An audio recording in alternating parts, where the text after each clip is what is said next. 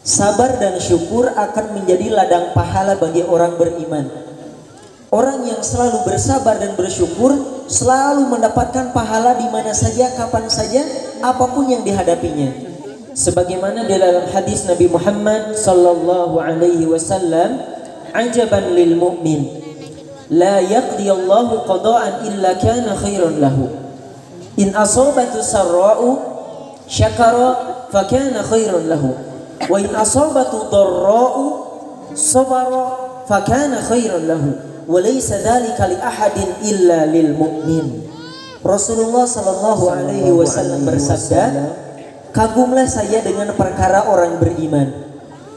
Tidaklah Allah menentukan suatu ketentuan bagi orang beriman kecuali menjadi kebaikan juga baginya. Jika ia mendapat suatu kesenangan kemudian bersyukur, maka itu menjadi kebaikan baginya. Jika ia ditimpa oleh suatu kesukaran, ia pun bersabar, maka itu pun menjadi kebaikan baginya. Dan yang demikian itu tidak ada kecuali pada orang-orang yang beriman." Hadis riwayat Bukhari Muslim. Sabar, syukur, sabar, syukur, sabar, syukur, sabar, syukur, sabar, sabar. Sabar secara bahasa berasal dari kosakata bahasa Arab yaitu fi'il sobaro. Naon bu? Sobaro. Sobaro. Sobaro yang artinya alman wal habsu, menahan dan mengekang.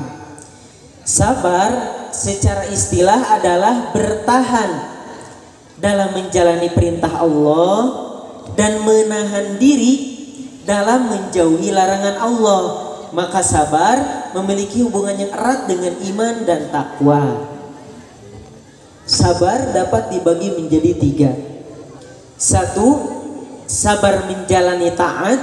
2. Sabar menjauhi maksiat. Dan 3. Sabar atas segala ketentuan. Hadirin beban. 1. Sabar menjalani taat. Sabar naon bu? Menjalani taat.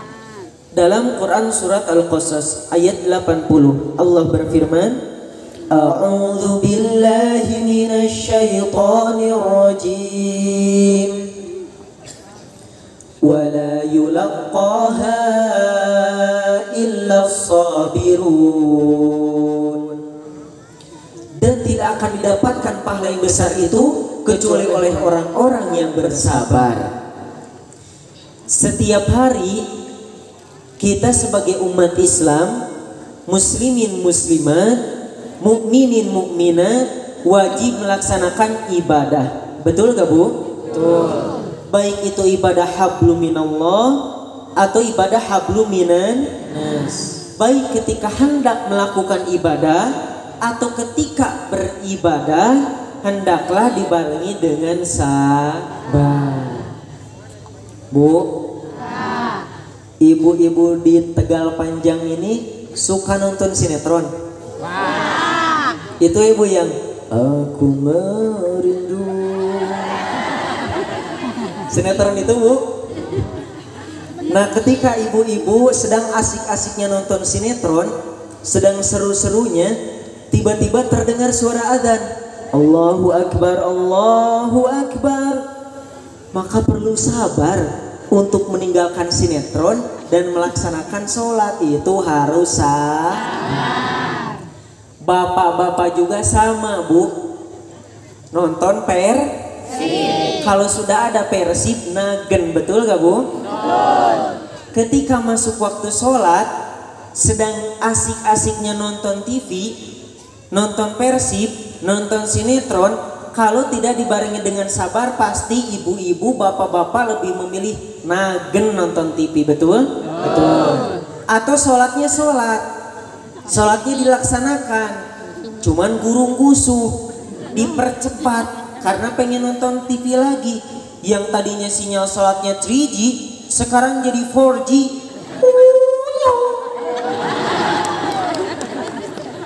Astagfirullahaladzim.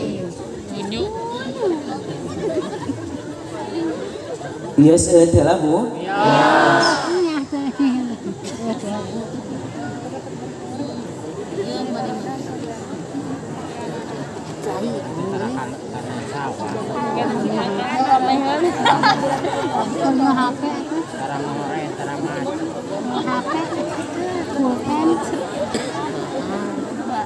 Lajengkeun teladan sabar menjalani taat, yaitu sabarnya Nabi Ibrahim alaihi salam. Sabarnya siapa, Bu? Nabi Ibrahim alaihi salam. Nabi Ibrahim alaihi salam, Masya Allah, mendapat berbagai macam perintah dari Allah Ta'ala, perintah yang sangat menguji kesabaran dan sangat menguji keikhlasan. Misalnya Nabi Ibrahim alaihissalam menjadi orang pertama yang dikhitan. Di apa, Bu? Nabi Ibrahim alaihissalam dikhitan di usia 80 tahun. Itu dalam riwayat Sahih Bukhari. Namun kalau dalam riwayat Sahih Ibnu Hibban di usia 120 tahun.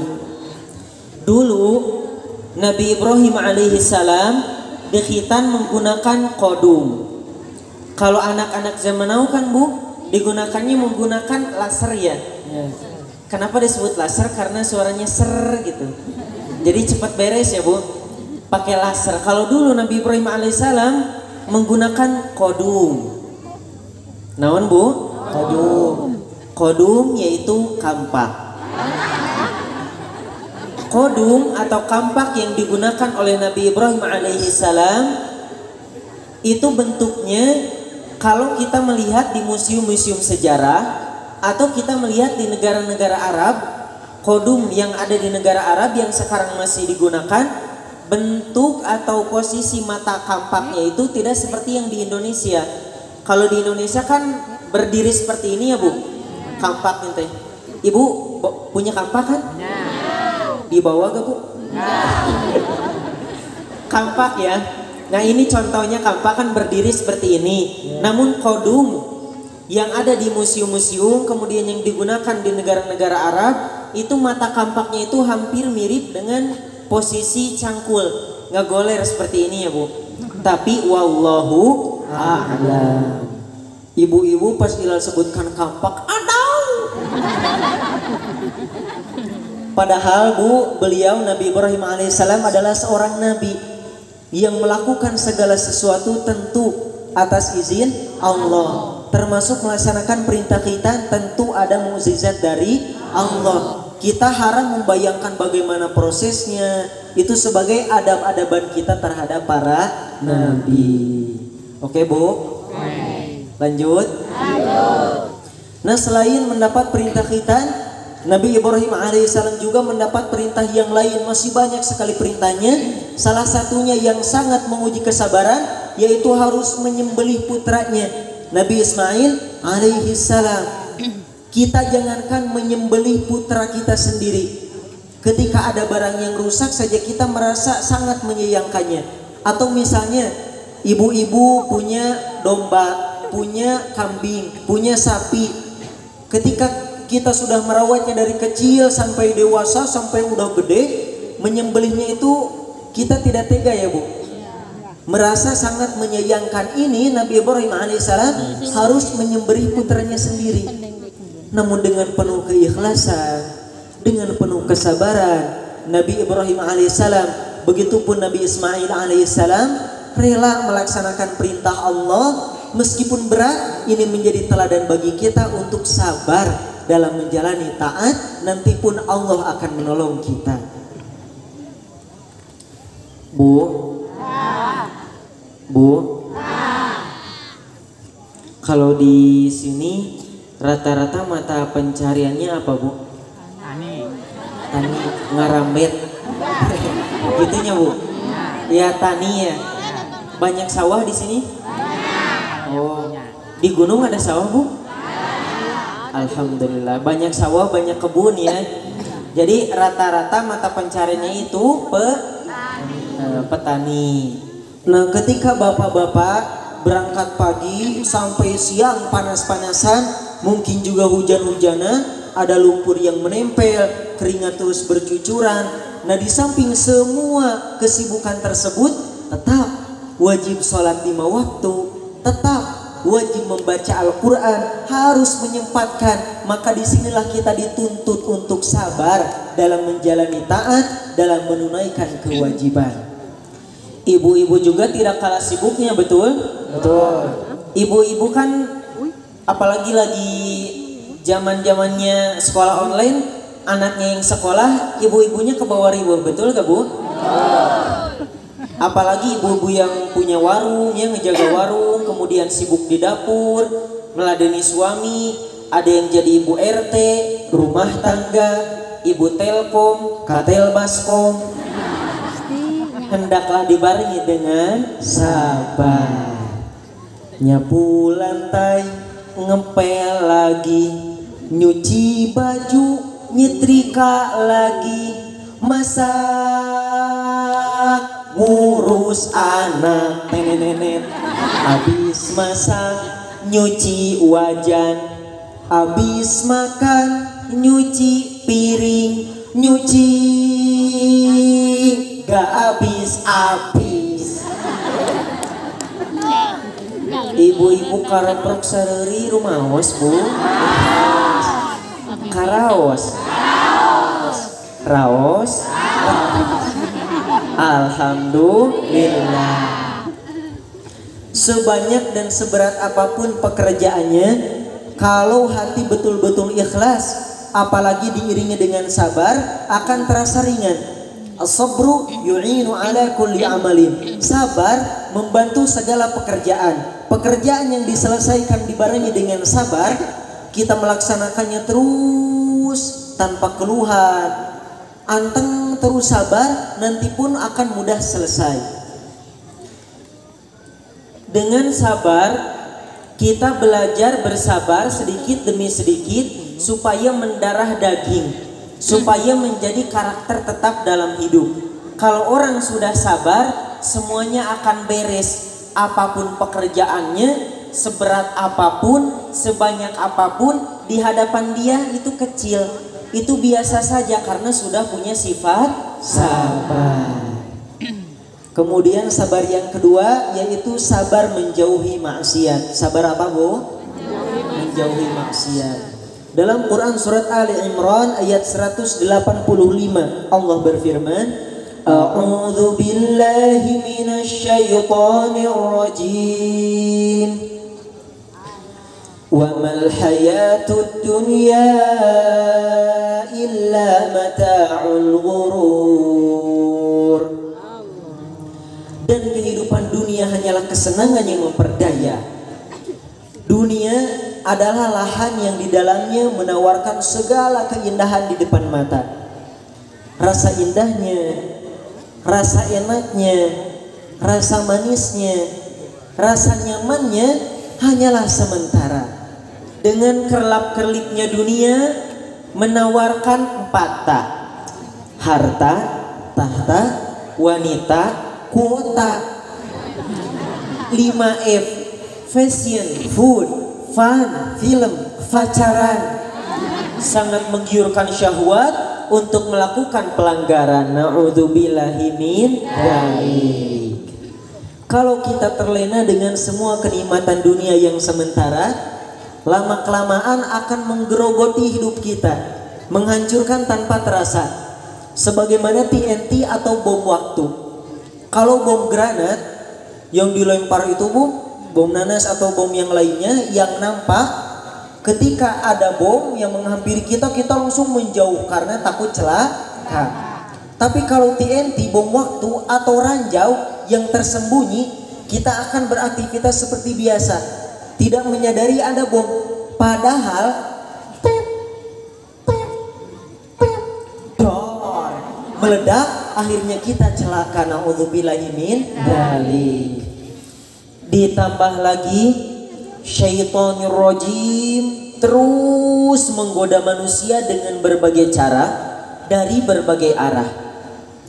Usaha setan Bu dalam menggoda manusia tidak pernah kehabisan cara, tidak pernah mengenal lelah.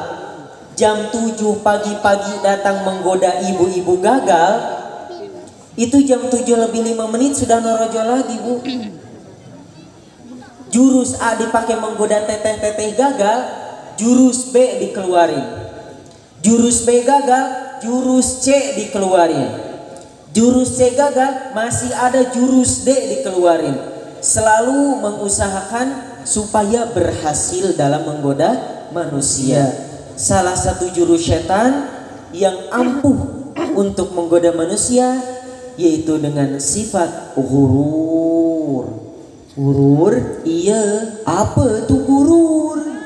Ghurur di dalam kitab Nasha'ihud Diniyah wal Wasayal Imaniyah, ghurur artinya menyamarkan atas dirinya dan menunjukkan kepadanya hal-hal yang berlawanan dengan kenyataannya. Atau kalau secara simpelnya, ghurur itu adalah tipu daya. Oh, macam itulah. Contohnya, ini contoh ghurur. Ghurur naon tadi Bu? Tipu daya.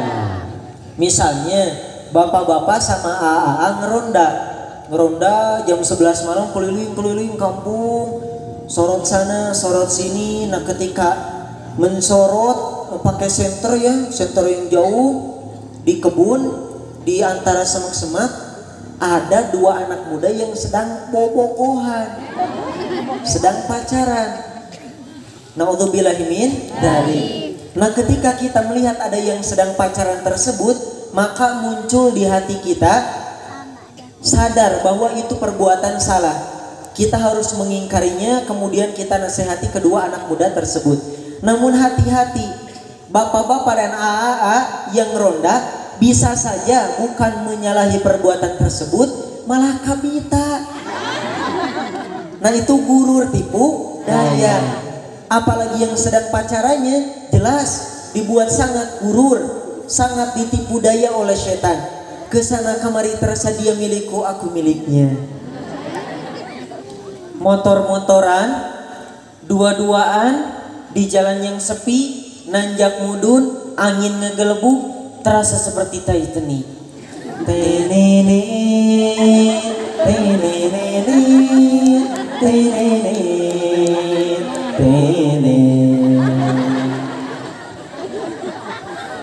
Tak boleh diikuti. Itulah ghurur. Ghurur naon tadi Bu? Tipu daya. Yang baik jadi yang buruk jadi baik. Dibolak-balik, dibulak-bolak, menipu daya kita, sehingga kita tertipu. Itulah upaya setan dalam menyesatkan manusia. Bu Yos itulah Bu. Yos ngantosan.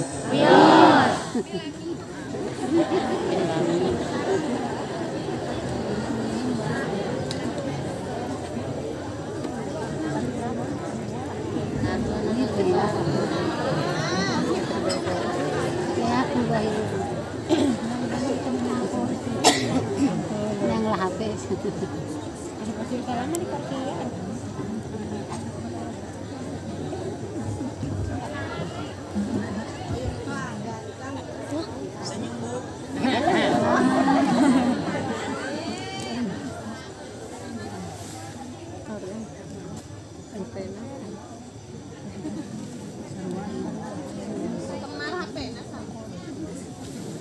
Kemarin koneng lagi. Atas sedina Bu. Cek nur juga HP na segala bawa. Lajengkeun. Sudah terlihat Pak?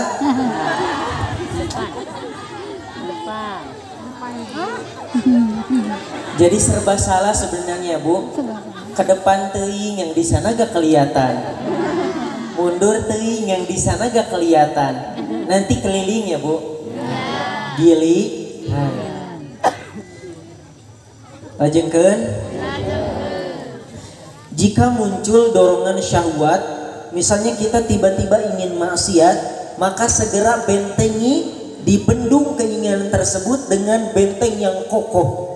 Bentengnya tidak terlihat, bentengnya ada di hati, yaitu sabar.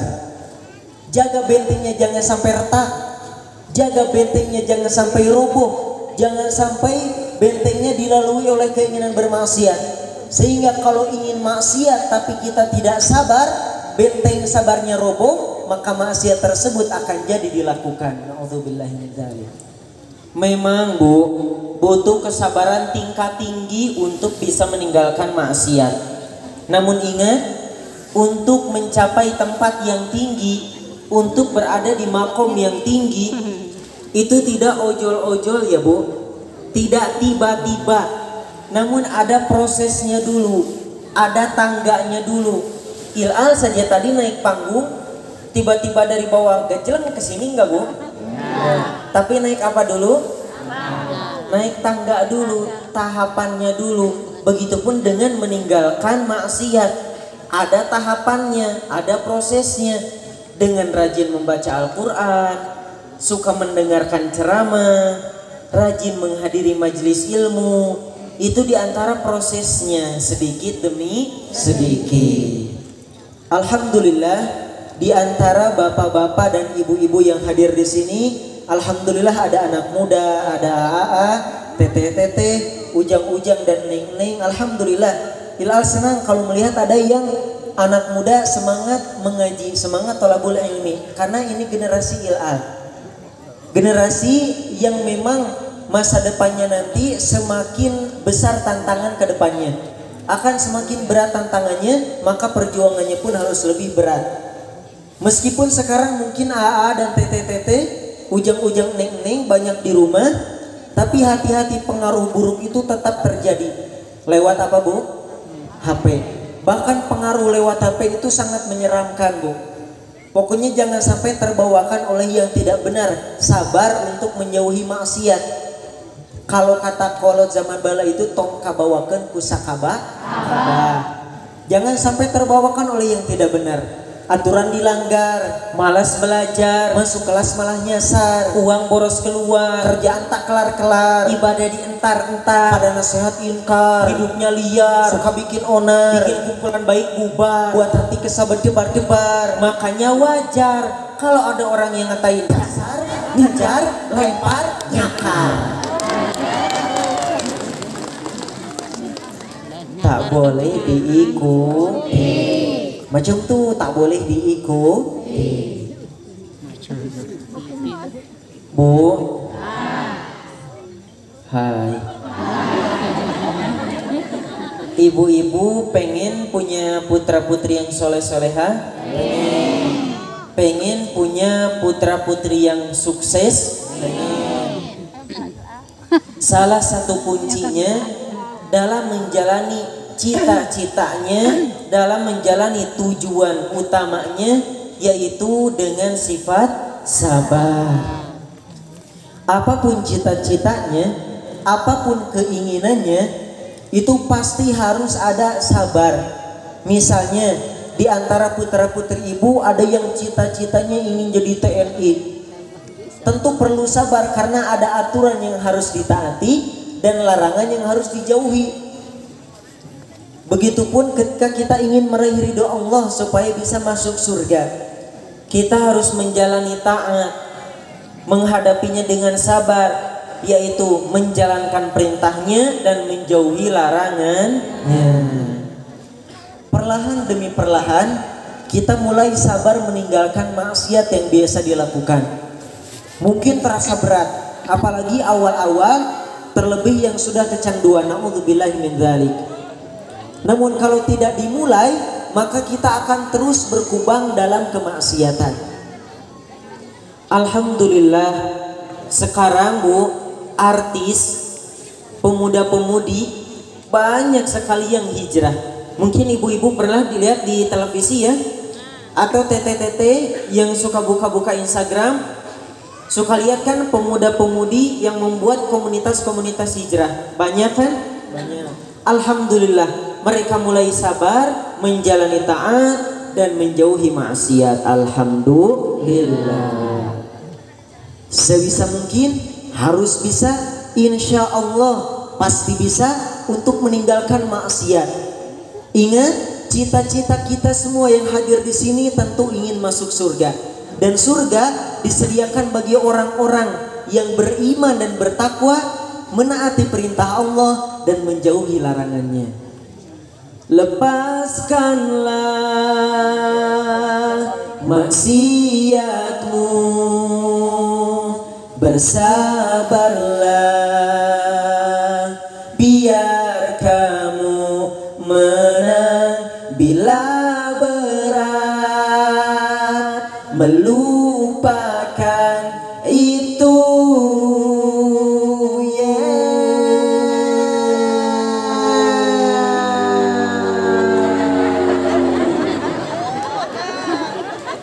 Pelan-pelan saja,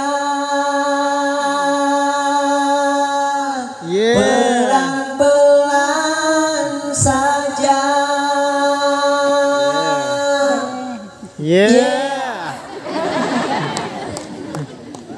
Pelan-pelan saja. Lalaunan wa alon-alon ba, sing penting selah eut he.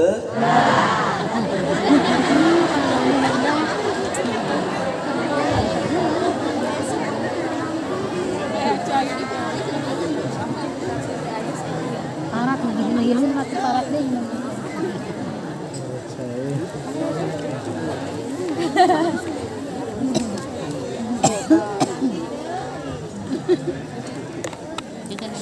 Kiat kene Bu? Masih semangat? Masih bolotot? Naudzubillah. Kita lanjut, tadi baru sabar yang pertama dan sabar yang kedua, kemudian sabar yang ketiga. Sabar atas segala ketentuan. Sabar naon Bu? Atas segala ketentuan. Sabar atas segala ketentuan. Misalnya ya Bu, masyarakat di kampung Tegal Panjang ada yang memiliki rencana hajat besar-besaran pada bulan Maret tahun 2020. Itu sudah direncanakan, sudah dijadwalkan, sudah dipersiapkan dari jauh-jauh hari, dari semenjak Oktober tahun 2019. Pokoknya sudah dipersiapkan segala hal. Banyak tamu undangannya. MC-nya Irfan Hakim, hiburan islaminya Bang Haji Roma Irama, mubaliknya Al Mukarram Ustadz Abdul Somad. Pokoknya sudah direncanakan dari jauh-jauh hari. Tapi ketika masuk bulan Maret 2020, masuk waktu yang ditunggu-tunggu, ternyata ada larangan membuat perkumpulan dalam skala besar karena ada pandemi. Akhirnya hajat pun diundur ke bulan Oktober, Desember, November, ke bulan akhir-akhir, ke bulan-bulan sekarang. Banyak kan Bu yang seperti itu ya. Disitulah kita dituntut untuk sabar menghadapi ketentuan, menghadapi segalanya. Dalam Quran surat Al-Baqarah ayat 155 Allah berfirman, A'udzu billahi minasyaitonir rajim. وَلَنَبْلُوَنَّكُمْ بِشَيْءٍ مِّنَ الْخَوْفِ وَالْجُوعِ ونقص من الأموال والأنفس والثمرات وبشر الصابرين. Dan kami benar-benar akan menguji kalian dengan sedikit ketakutan, kelaparan, kekurangan harta, jiwa, dan buah-buahan, dan sampai kala kabar gembira kepada orang-orang yang sabar. Ujian-ujian tadi Bu, rasa takut, lapar, kekurangan harta, kehilangan jiwa, buah-buahan, itu semua adalah ujian yang pasti berlaku kepada kita semua. Ujian itu tidak berlaku hanya kepada orang miskin, tapi orang kaya pun mendapat ujian. Bahkan terkadang orang kaya lebih banyak ujiannya. Jangan kira orang kaya hidupnya enak, bisa beli itu, bisa beli ini, punya itu, punya ini. Tidak, karena ujian itu merata. Semuanya pasti mendapatkan ujian, entah sekali, 2 kali, 3 kali, bahkan berkali-kali. Wallahu a'lam. Yang penting kita memiliki sifat sabar untuk menghadapinya. Termasuk sabar atas segala ketentuan, yaitu sabar dengan masalah sehari-hari. Masalah yang selalu menghampiri kita tiap hari. Ada saja masalah. Di rumah, di sekolah, di tempat kerja selalu ada masalah. Atau masalah yang kadang datang, kadang pergi, tak menentu. Misalnya masalah yang sering dihadapi banyak masyarakat di Indonesia, mungkin masalah ekonomi yang sekarang istilahnya masih bangkit ekonominya. Itu termasuk ketentuan Allah yang kita harus hadapi dengan sabar. Kalau kata kolot zaman baheula Bu, itu apa wayahna hirup mah kudu meurih. Hirup mah kudu meurih. Artinya apa Bu? Hidup harus seadanya, menghadapi apa adanya. Wayahna tempe deui wayahna tahu deui wayahna kangkung deui wayahna dengan sangu sapopoe ukur kerupuk jeung toge wayahna uyah deui wayahna tarasi deui wayahna oncom deui wayahna dengan sangu sapopoe ukur kerupuk jeung toge untung geus bisa menggigeh janten wayah alhamdulillah. Lajengkeun sabar menghadapi segala ketentuan, baik ketentuan yang manis atau yang pahit, itu bukan berarti hanya diam. Misalnya ibu-ibu sudah belanja dari pasar, belanja sangat banyak, ngebengkot Bu, kanan kiri kresek gede-gede. Nah ketika nyebrang jalan ada motor yang sangat ngebut, sudah sangat dekat. Sebetulnya ada kesempatan untuk menghindar, tapi kata ibu-ibu, saya mah sabar. Yang seperti itu tidak benar. Kalau qadarullah kita tertabrak, maka ketika itu barulah kita sabar. Tapi itu pun bukan hanya diam, tertabrak, saya mah sabar. Yang seperti itu tidak benar. Justru kita harus berusaha mengobati luka, mengucapkan innalillahi dan segera meminta pertolongan. Itu sebagai ikhtiar kita. Sabar bukan berarti diam, tapi sabar adalah bergerak dinamis untuk memecahkan masalah yang sedang dihadapi. Menghadapi masalah, ujian, ketentuan, kalau tidak dibarengi dengan sabar itu pasti puyeng. Betul gak Bu? Betul. Masalah yang sepele aja jangan jauh-jauh Bu. Di sini nih, ibu yang lagi duduk, ada cangkel mah, ada atel mah, ada tunduh mah, betul gak Bu? Itu yang seri itu teh rumah. Atau jangan jauh-jauh Bu, dicocorengit aja. Di sini ibu-ibu pernah kan dicocorengit? Nah, langganan ya Bu. Langganan.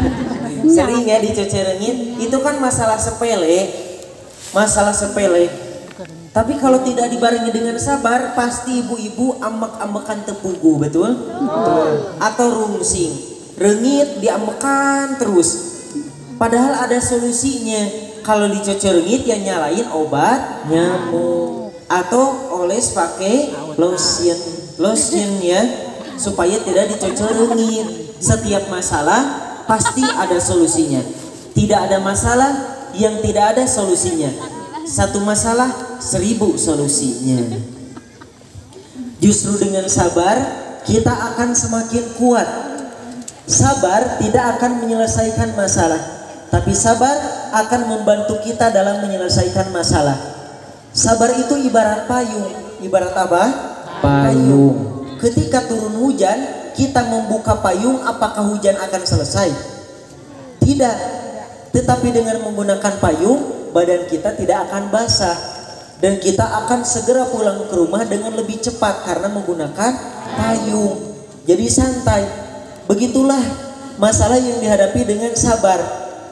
Memang tidak selesai tapi akan segera cepat selesai dan akan membantu kita tidak pusing, akan semakin tenang jika masalah dihadapi dengan sabar. Dan dengan sabar kita akan meraih banyak hikmah dari masalah yang sedang kita hadapi. Di dalam kitab Uddatus Sabirin wa Dhakhiratus Syakirin disebutkan, fa inna Allah subhanahu ja'ala sabra jawadan la yakbu wa sariman la yanbu wa jundan ghaliban la yuhzamu wa hisnan hasinan la yuhdamu wa la yuthlamu. Allah subhanahu wa ta'ala menjadikan sifat sabar sebagai kuda handal yang tidak akan tercungkal, sebagai pedang tajam yang tidak akan tumpul, sebagai pasukan yang tidak akan kalah, sebagai benteng kokoh tidak akan retak dan roboh. Itulah sabar membuat kita semakin kuat. Masya Allah.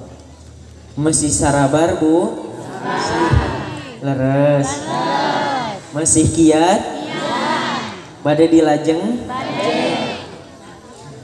Syukur, sabar, syukur, sabar, syukur, sabar, syukur, sabar, syukur, syukur. Syukur secara bahasa sama berasal dari fi'il atau kata kerja bahasa Arab yaitu syakaro. Non bu? Syakaro. Kalau tadi sabar, sobaro. Sobaro. Kalau syukur, syakaro. Syakaro yang artinya secara singkatnya yaitu berterima kasih. Hakikat dari bersyukur adalah menampakkan nikmat. Nikmatnya ditampakkan, digunakan, ditempatkan pada jalan yang diridhoi oleh Allah. Bu, ibu, bu, ibu-ibu di Tegal Panjang ini suka bersyukur kan? Suka bersyukur ya bu. Bagaimana caranya bu? Ya bisa dengan mengucapkan Alhamdulillah. Itu baru salah satu cara bersyukur. Nah supaya lebih lengkap kita tambahkan, menurut Syekh Abdullah bin Alawi Al-Haddad rahimahullah, bahwa syukur bisa kita ungkapkan dengan 3 cara. 1, memperbanyak puji syukur kepada Allah dengan lisan Alhamdulillah. 2, menempatkan nikmat Allah pada tempatnya. Dan 3, mengagungkan nikmat Allah. 1, memperbanyak puji syukur kepada Allah dengan lisan. Sebelum kita melakukan aktivitas, hendaklah dimulai dengan apa bu? Bismillah. Kalau sudah selesai diakhiri dengan apa? Alhamdulillah. Tasmiyah dan tahmid. Tasmiyah bismillah, tahmid alhamdulillah. Di awal, di tengah, di akhir kita ingat Allah. Berterima kasih kepada Allah. Allah sudah mengizinkan, Allah sudah memberi kekuatan, Allah sudah memampukan. Kita berterima kasih dengan memperbanyak tahmid alhamdulillah, alhamdulillah, alhamdulillah. Menghirup udara alhamdulillah, main ke alun-alun alhamdulillah, diberi Al-Quran alhamdulillah, sembuh dari alergi alhamdulillah, panen alpukat alhamdulillah, membeli alas tidur alhamdulillah, alhamdulillah. Dan disunnahkan bu, apabila mendapatkan nikmat yang besar, selamat dari musibah, selamat dari suatu kecelakaan, untuk melakukan sujud syukur. Sujud naon bu? Syukur. Kumaha doana bu? Hehe. Doana? Ayo, coba kita sama-sama bacakan bu. Ada yang bawa catatan, boleh dicatat bu, atau di handphone direkam boleh. Bismillahirrahmanirrahim. Bismillahirrahmanirrahim. Allahumma ktubli, Allahumma ktubli biha indaka ajran waj'alha li indaka dhakhran wada'anni biha biha wazran wa aqbilha minni kama qabaltaha min 'abdika Daud alaihi salam. Itu doa sujud syukur. Tapi mungkin ibu-ibu baru pertama kali mendengarnya ya Bu. Terasa asing karena baru pertama kali. Karena mungkin ibu-ibu itu biasanya menggunakan doa yang sajada wajhiya lilladzi khalaqahu wa syaqqa sam'ahu wa basarahu bihaulihi wa quwwatihi fatabarakallahu ahsanul khaliqin. Tidak apa-apa Bu. Doa yang mana saja yang tadi Lal bacakan boleh. Tapi kalau itu tidak hafal, boleh menggunakan doa yang sajada wajhiya lilladzi. Kalau belum hafal yang sajada wajhiya lilladzi, boleh menggunakan doa ketika sujud pada sholat biasanya. Subhana rabbiyal a'la wa bihamdi. Subhana rabbiyal a'la wa bihamdi. Subhana rabbiyal a'la wa bihamdi. Kalau belum hafal doa subhana rabbiyal a'la, keterlaluan. Sujud syukur dilakukan ketika kita mendapat kabar gembira. Misalnya saudara ibu-ibu dan bapak-bapak ada yang tinggal di Jepang, agamanya Shinto, menyembah matahari. Nah beberapa minggu kemudian ada kabar bahwa dia masuk Islam. Nah ketika itu sujud syukur. Atau misalnya bapak-bapak dan ibu-ibu mengalami suatu peristiwa yang susah untuk dilupakan.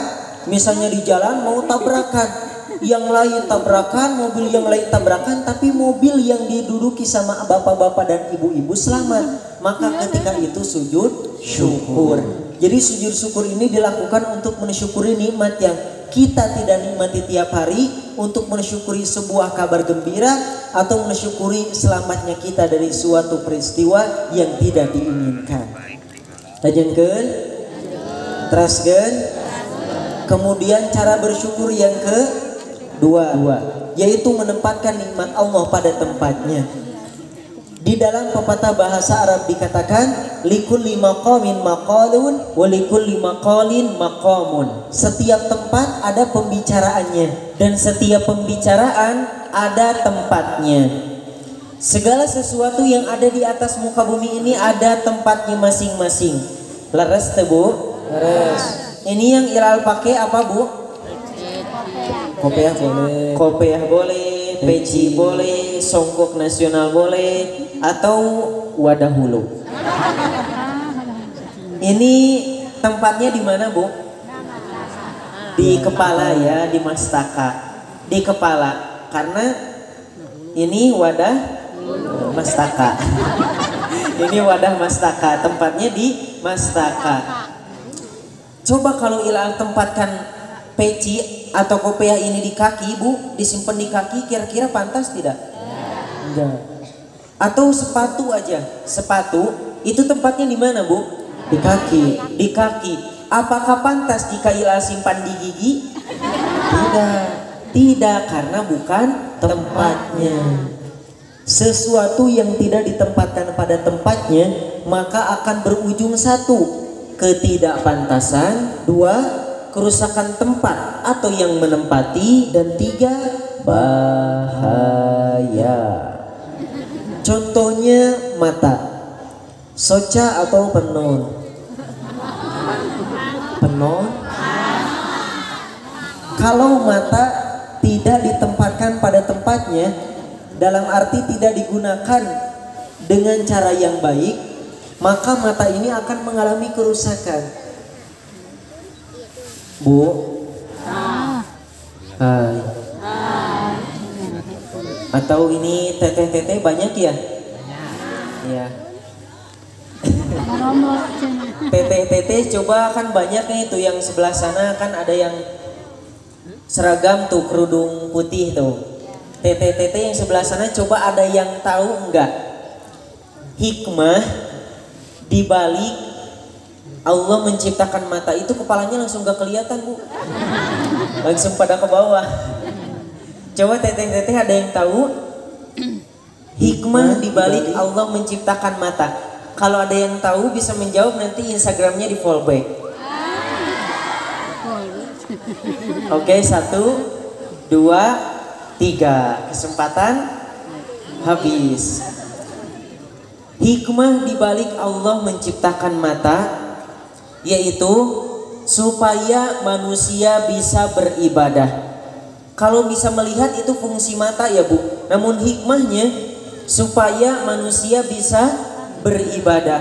Allah mewajibkan kepada manusia untuk beribadah. Betul gak Bu? Betul. Sedangkan ketika Allah memerintahkan manusia beribadah, itu bukan semerta-merta perintah, bukan hanya sebuah perintah. Tidak seperti itu, tapi Allah sediakan sarana, sediakan prasarana supaya bisa melaksanakan ibadah. Salah satunya mata, penglihatan. Karena ibadah itu ada ibadah yang pelaksanaannya didukung dengan penglihatan, seperti membaca Al-Quran, membaca buku, tawaf mengelilingi Ka'bah, berwudu. Itu diantara ibadah yang pelaksanaannya didukung dengan penglihatan. Maka Allah ciptakan mata, Masya Allah. Tapi kalau matanya dipakai main game terus, main game mantep. Atau misalnya matanya tidur terus, kurang beraktivitas. Haben naden pagi aja hese urang sare bae. Maka mata yang seperti itu akan mengalami penyakit, naudzubillahi min dzalik. Menempatkan nikmat Allah pada tempatnya itu bukan perkara yang mudah Bu. Contohnya saja ya, adik-adik, putra putri ibu, itu kan lagi masa-masanya aktif ya Bu. Lagi suka nyelulumpatan, bercanda, heureuy. Sama Allah, adik-adik dikasih nikmat sehat, dikasih nikmat kuat, lincah, bisa bergerak. Namun kadang di luar kontrol, tidak disadari, terkadang nikmat sehatnya itu dipakai usil. Lagi duduk di samping temannya keteyep toel.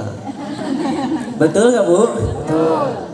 Butuh disiplin untuk menempatkan nikmat Allah pada tempatnya. Kemudian cara bersyukur yang ketiga yaitu mengagungkan nikmat Allah. Dalam Quran surat Ibrahim ayat 34 Allah berfirman, A'udzu billahi minasy syaithanir rajim. Wa in ta'uddu ni'matallahi la tuhsuha.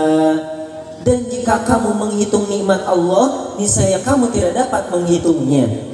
Setiap tahun, setiap bulan, setiap minggu, setiap hari, setiap jam, setiap menit, bahkan setiap detik, Allah terus melimpahkan nikmat kepada kita semua. Nikmat yang tiada tara, nikmat yang tiada bandingannya, nikmat yang tiada hentinya. Jangan sampai kita berburuk sangka kepada Allah. Allah memberikan nikmat yang kecil, Allah memberikan nikmat yang sepele. Ingat, siapa yang memberi nikmat Bu? Allah. Nikmat itu milik siapa? Allah. Maka yang datang dari Allah juga milik Allah, tidak boleh disepelekan, tidak boleh diremehkan, dikucilkan, apalagi sampai dihina, dicaci maki, tidak boleh. Karena itu milik Allah, wajib disyukuri. Bu, di Tegal Panjang ini ada entol. Ibu tahu entol? Entol. Andol. Andol. Ada kan di sini Bu? Banyak banget. Nah, ketika ibu-ibu ngegoreng endog kan itu simpel ya Bu. Misalnya adik-adiknya pengen makan, ibu-ibu lagi gak masak kan ngegoreng endog, nyeplok. Nah, ketika makan, ketika dilihat di piring, memang yang ada di piring hanya nasi sama endog. Mungkin lauk pauknya cuma satu endog. Kalau kita melihat ke lauk pauknya saja, memang cuma satu. Tapi kalau kita tafakuri kembali, di piring tersebut ada banyak sekali nikmat Allah yang kita lupakan. Alhamdulillah ada nasi, Alhamdulillah ada endok, alhamdulillah masih ada tempat makan, alhamdulillah masih ada piring, alhamdulillah masih bisa menggerakkan tangan, dan alhamdulillah atas nikmat Allah yang lain-lain. Alhamdulillah. Zaman sekarang, Bu, lagi pandemi, ekonomi lagi masa-masanya bangkit. Itu di negara Indonesia, alhamdulillah meskipun memang banyak yang kehilangan pekerjaan, penghasilan menurun dan lain sebagainya, tapi alhamdulillah Indonesia ini negara yang subur dan makmur. Apalagi ibu-ibu yang hidup di desa ya, yang punya kebun, sawah, yang tinggal dekat hutan. Istilah kasarnya, kalau tidak ada makanan di dapur, tinggal kukurusukan ke kebun oge, dapatlah hui-hui wae mah, sampe-sampe wae mah, betul gak Bu? Betul. Kukurusukan ke kebun, teterekelan, ayalah gedang-gedang wae mah, betul gak Bu? Betul. Tapi ulah ke kebun baturnya Bu. Berbeda jauh keadaannya dengan saudara-saudari kita yang ada di negara-negara konflik perang. Seperti di Palestina, di Suriah, juga sebagian Yaman. Jauh keadaannya dengan kita. Kita di sini yang enak, ada makanan, namun saudara-saudari kita di sana di tengah-tengah perang. Ya sekarang ini bulan Desember khususnya di akhir tahun biasanya musim dingin. Ya dingin, ya perang, ya lapar, ya banyak yang meninggal saudara, keluarga atau teman, sangat miris keadaannya. Mereka diujinya dengan ujian yang pahit, harus sabar. Kita di Indonesia meskipun ujian yang pahit ada, tapi masih banyak yang manisnya, harus syukur. Sabar dan syukur tidak bisa dipisahkan. Selalu kita amalkan setiap hari, yang mana itu akan menjadi kendaraan bagi kita semua, matiyatan, dua kendaraan yang akan menghantarkan kita menuju surga. Jika kita pandai bersyukur, sesuatu yang kecil pun akan terasa besar, sesuatu yang menyedihkan pun akan terasa menyenangkan. Mendengar istri cerewet di rumah, alhamdulillah masih punya istri. Mendengar suami berisik ngorok, alhamdulillah masih punya suami. Capek mengurus anak, alhamdulillah masih punya anak. Berisik mendengar orang tua selalu menegur, alhamdulillah masih punya orang tua. Merasa letih dengan pekerjaan, alhamdulillah masih punya pekerjaan. Merasakan sakit gigi, alhamdulillah masih punya gigi. Alhamdulillah. Semoga kita semua bisa menjadi sabir dan syakir, orang yang suka bersabar dan bersyukur, bahkan menjadi sabari yang syakur, orang yang sabar dan syukurnya telah mendarah daging dalam kehidupannya. Hadirin dirahmati Allah, oleh karena itu mari kita sabar dan syukur.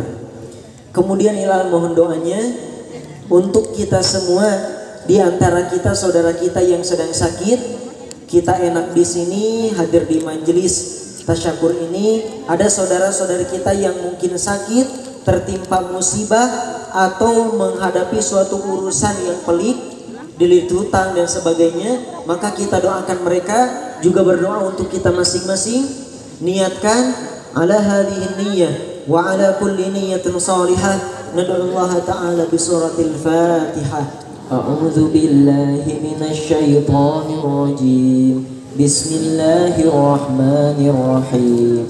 Alhamdulillahi rabbil alamin. Ar-Rahmanir Rahim. Maliki yaumiddin.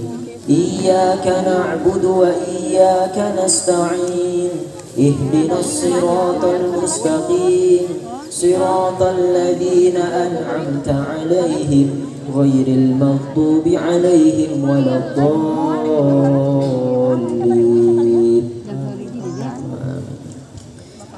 Kalau mau ada yang bertatap muka di media sosial, menyambung ukhuwah atau silaturahim, boleh di Instagram. Instagramnya @hilalaksi, @hilalaksi, atau di Twitternya @hilal_ilyasa, @hilal_aliasa, atau di Facebooknya Hilal Kembar Aksi. Naon Bu? Hilal Kembar Aksi. Siap Bu? Siap naon?